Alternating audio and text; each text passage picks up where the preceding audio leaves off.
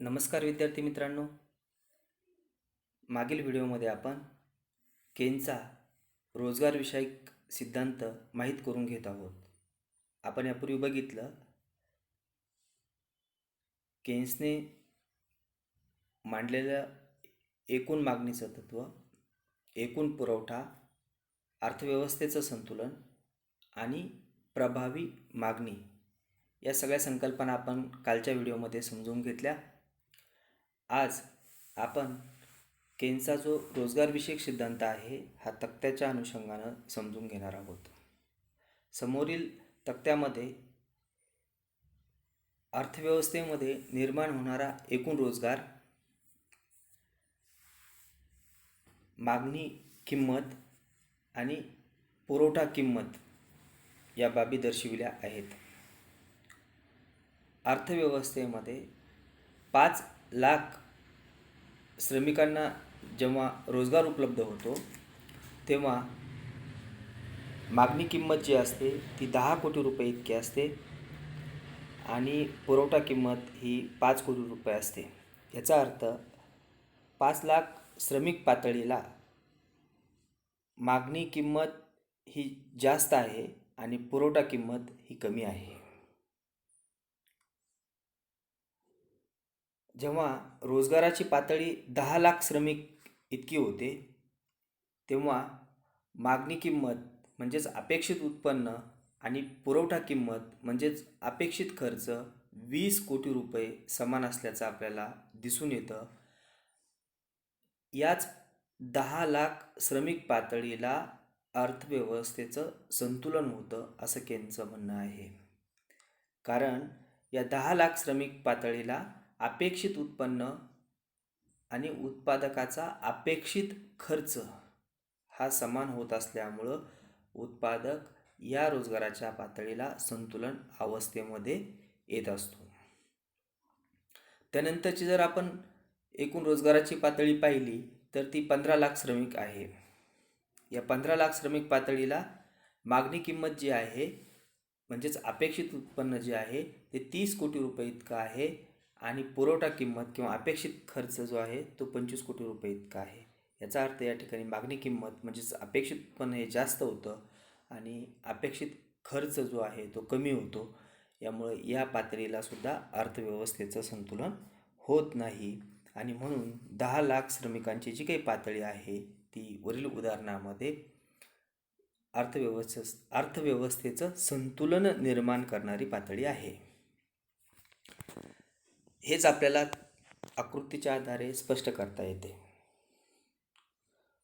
समोरील आकृतीमध्ये OY अक्षावरती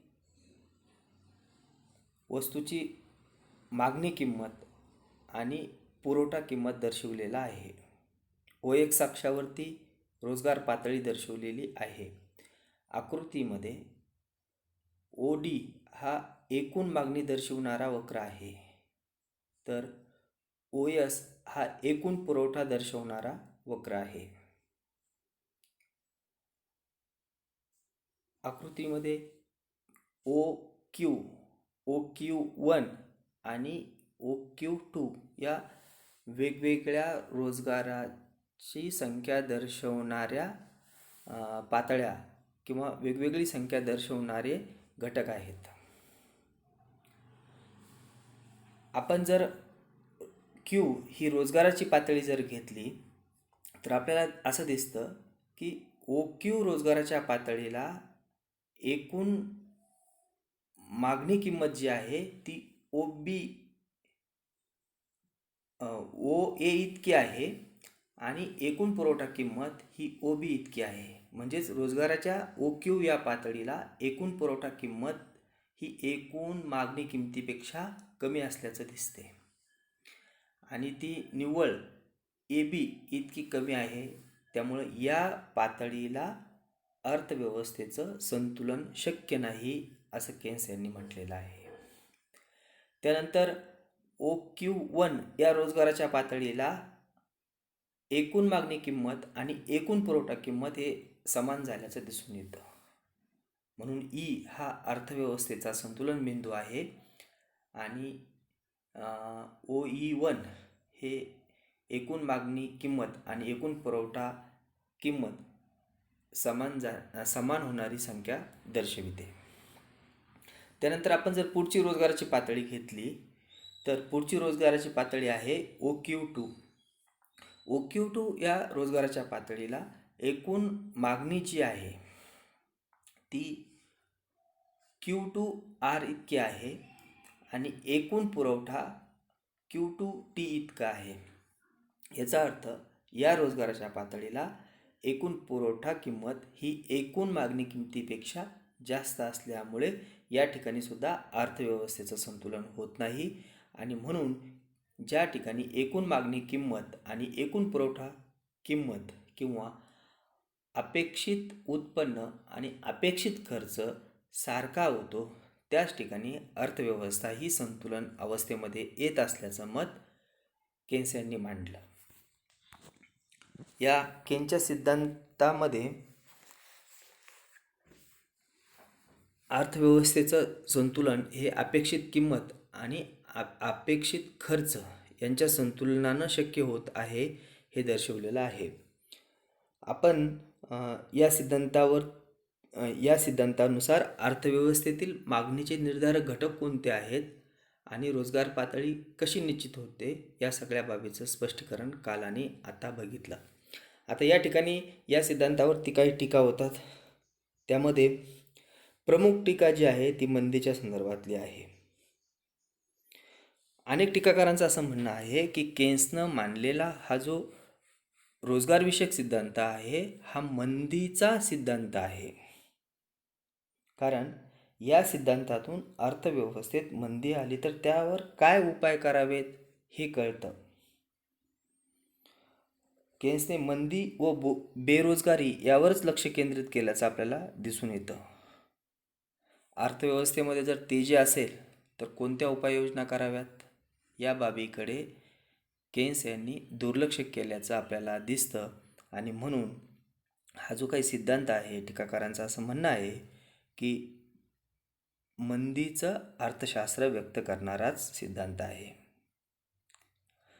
दुसरं, केन्सनं हा सिद्धांत मांडत असताना पूर्ण स्पर्धेचा आधार घेतल्याचं आपल्याला दिसून येतं, पण प्रत्यक्षामध्ये बाजारामध्ये पूर्ण स्पर्धा ही दिसून येत नसते. त्यामुळे हा सिद्धांत मुळात चुकीच्या गृहीतकावर आधारलेला असल्याची टीका टीकाकारांनी केल्याचं आपल्याला दिसून येतं. त्यानंतर केन्सने रोजगाराचा सिद्धांत हा विकसित देशांच्या किंवा औद्योगिकदृष्ट्या विकसित देशांच्या बाबतीतच मांडल्याचं दिसून येतं. विकसनशील राष्ट्रांचे प्रश्न कसे सोडावेत हे या सिद्धांतातून समजत नाही आणि म्हणून विकसनशील देशांसाठी हा सिद्धांत उपयोगाचा नाही अशी टीका काही टीकाकार करतात. केन्सनं रोजगारविषयक सिद्धांत केवळ अल्पकाळाचा विचार करून मांडलेला आहे. दीर्घकाळात जर घटक बदलले तर त्या संदर्भातला विचार केनच्या सिद्धांतामध्ये दिसत नाही. त्यामुळे टीकाकारांचं असं म्हणणं आहे की केन्सनं अल्पकाळाला अतिमहत्त्व दिलेलं आहे. केन्सनं आपल्या सिद्धांतात बंदिस्त अर्थव्यवस्था गृहीत घेतलेली आहे, पण आपण जर जगाचा विचार केला तर जगामध्ये कुठलंही राष्ट्र हे बंदिस्त नाही आहे. त्या राष्ट्रामध्ये काहीतरी वस्तूंची आयात केली जाते किंवा कोणत्या तरी वस्तूंची निर्यात केली जाते. खुल्या अर्थव्यवस्थेचे अनेक लाभ असतात. हे अर्थशास्त्राचे जनक ॲडम स्मिथ, डेव्हिड रिकार्डो, हेक्चर ओलिन यांच्या सिद्धांतातून स्पष्ट झालेलं आहे. आणि परकीय व्यापारामुळे एखाद्या देशाचा विकाससुद्धा होतो. या गोष्टीकडे केन्सने दुर्लक्ष केलेलं आहे असं टीकाकारांचं म्हणणं आहे. केन्सनं आपल्या सिद्धांतात भांडवलशाही अर्थव्यवस्थेचं समर्थन केलेलं आहे. वास्तविक भांडवलशाही अर्थव्यवस्थेत तेजी, मंदीचे चक्र, आर्थिक विषमता, आर्थिक अस्थिरता अशा अनेक दोष असतात. या सगळ्यांचं समर्थन करणं टीकाकारांना चुकीचं वाटतं. केन्सनं आपल्या सिद्धांतात बचत व गुंतवणुकीत समानता निर्माण होत असते असं सांगितलं, परंतु आजच्या या गतिमान अर्थव्यवस्थेत बचत व गुंतवणूक यामध्ये कधीच समानता निर्माण होऊ शकत नाही असं टीकाकारांचं म्हणणं आहे. त्यानंतर जे सूक्ष्म घटक असतात त्याकडे दुर्लक्ष झालेलं आहे. वैयक्तिक मागणी असेल, वैयक्तिक पुरवठा असेल, वैयक्तिक उत्पन्न असेल, या बाबीसुद्धा अत्यंत महत्त्वाच्या असतात. म्हणून या बाबीकडे झालेलं दुर्लक्षून चालणार नाही असं टीकाकारांचं म्हणणं आहे. एकंदरीतच अर्थव्यवस्थेतील रोजगाराचं निर्धारण कसं होतं या बाबतीमध्ये केन्सनं आपल्या सिद्धांतामध्ये काही बाबी एकूण पुरवठा, एकूण मागणी आणि प्रभावी मागणीच्या तत्त्वाच्या आधारे स्पष्ट केलेलं आहे.